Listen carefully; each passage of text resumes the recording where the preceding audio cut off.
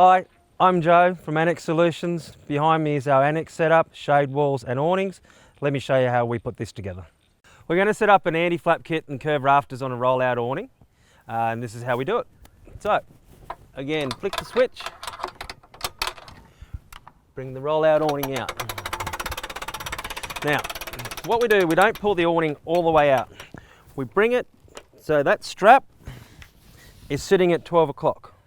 Once that's set to that, we get the crossbar, bring it out, awning up to where we want it to go, close the thumb screw, bring the awning out.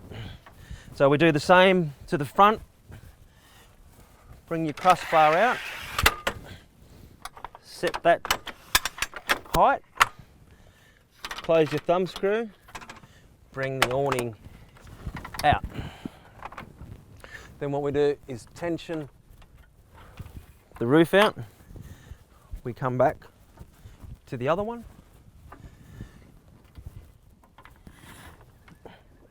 close that out. Once we've got the awning set up in the right position, we need to fit the anti-flap kit. So what we do is we pretty much have the strap facing back to the van. So if you have that at 3 o'clock, then that'll be where the holes are located, just underneath the awning vinyl. Then what we do is we get the anti-flap kit itself, put them together, and then we're undoing the black handles to lift up the flap on the bar itself. So the reason we're putting on these anti-flap kits is, one, to stabilise the awning, and two, to stop the awning from flapping around. As well, we can add walls to them later on. So we're going to need a ladder to tighten these up. So we push them apart, tighten the thumb screw up, then hold the vinyl and then clamp down the black handles onto the vinyl. So just be careful not to overstretch. Move it along, and then that's one. Then what we do is with the curved rafters, same scenario as what the anti-flap kit is. We hook into the bracket and then into the holes in the barrel.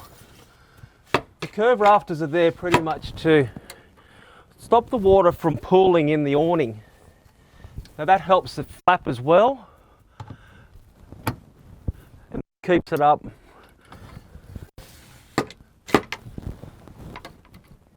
And then done.